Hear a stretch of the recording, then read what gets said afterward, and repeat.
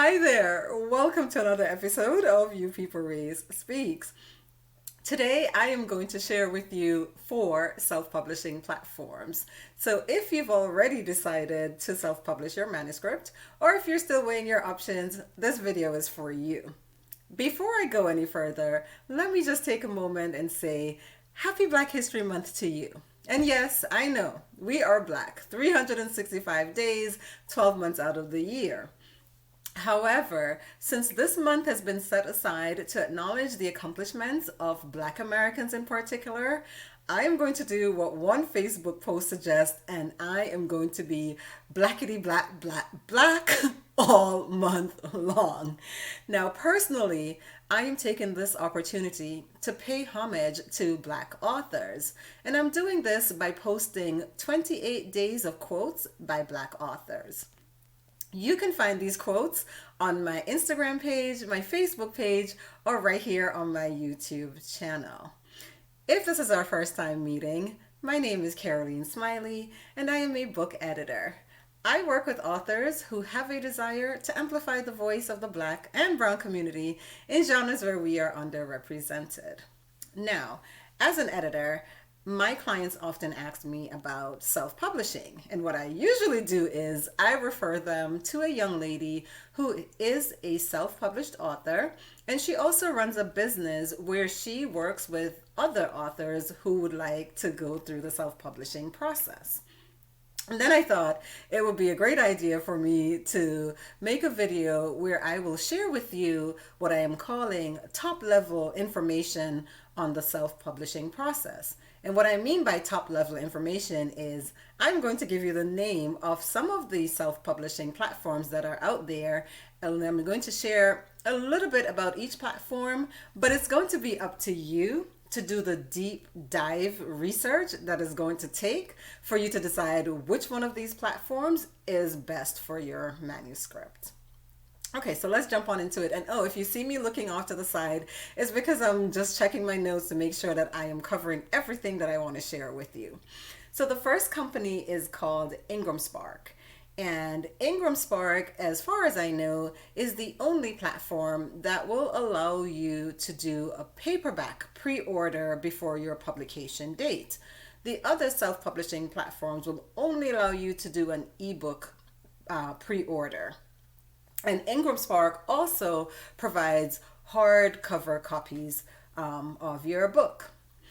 Some things that I've learned about Ingramspark that you want to pay attention to is that they charge to upload your manuscript.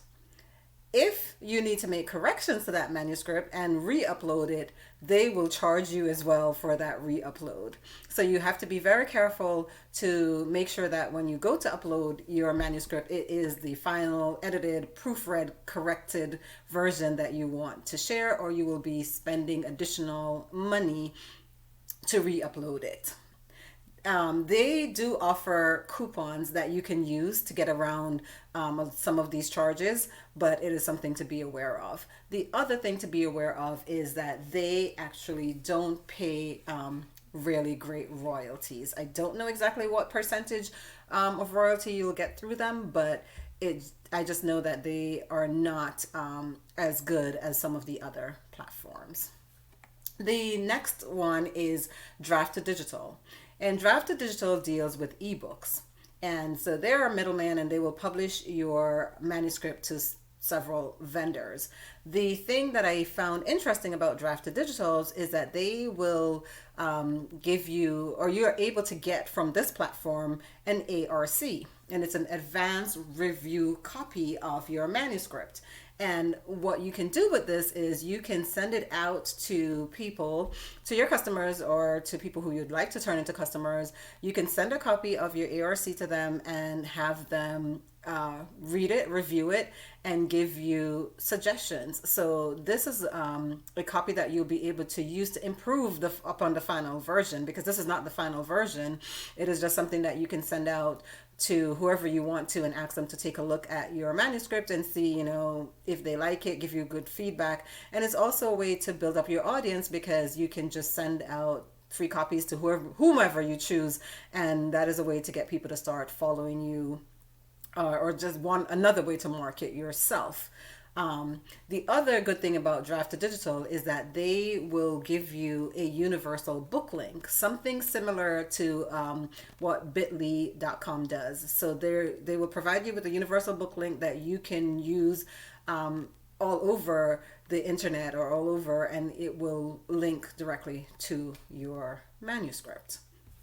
The next one that I'm going to go over is KDP by Amazon, and this is one that most people are familiar with, and I don't have much to say about this. KDP will allow you to do ebook or print, and the thing that I want to highlight about KDP is that they have a section that is called an author's profile, and you can go to author.amazon.com and create an author's profile. And what this does is, if you have several books on Amazon for sale, you can create a profile, a bio really, of yourself, and also list all the other books that you have, all the books that you have published on Amazon. So if someone searches for one of your books, they will be able to click on your author's profile, and then they'll see all the other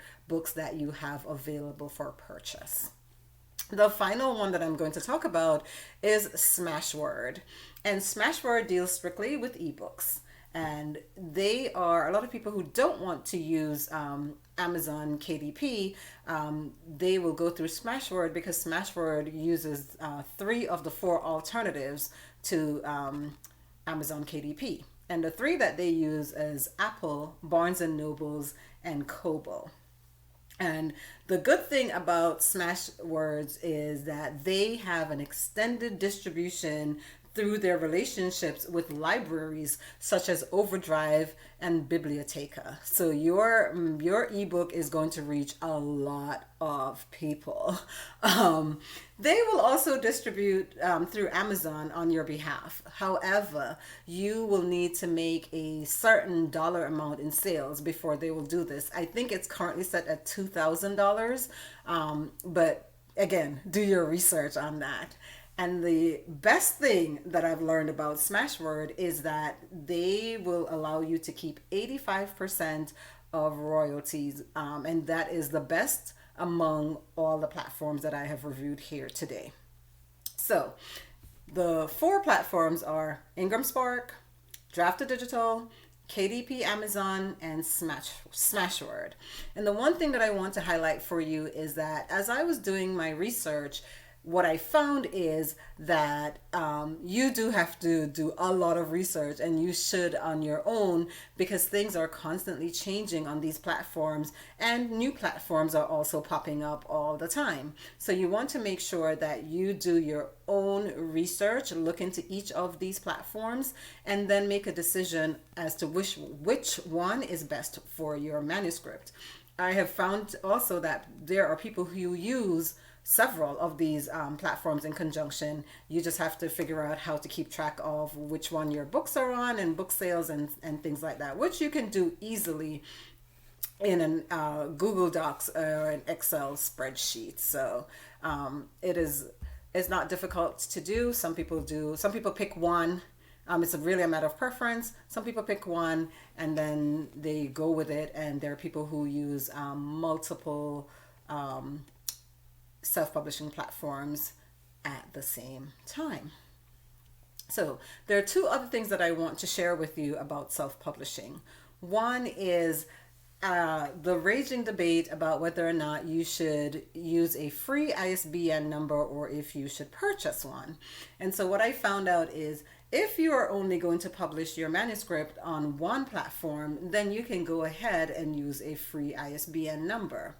However, if you want to publish your manuscript on several platforms, you then should pay for an ISBN number that will be unique to your book and that you can use as you publish it everywhere. If you go with the free ISBN number, you are going to need a different number or you're going to have to use a different number. Not that you need, you will have to use a different number on each platform. So just think about if your book is called What's Up America, and you publish it on Amazon with a free ISBN, and then you want to go over and do it through Smashword, then you have to use a different ISBN number on Smashword than you did on KDP. And then that becomes a matter of keeping track of things. And you can do it. It's organizational skills. So you can create a spreadsheet or some other form of tracking what ISBN number is assigned to your book on what platform. But that is just creating more work for yourself.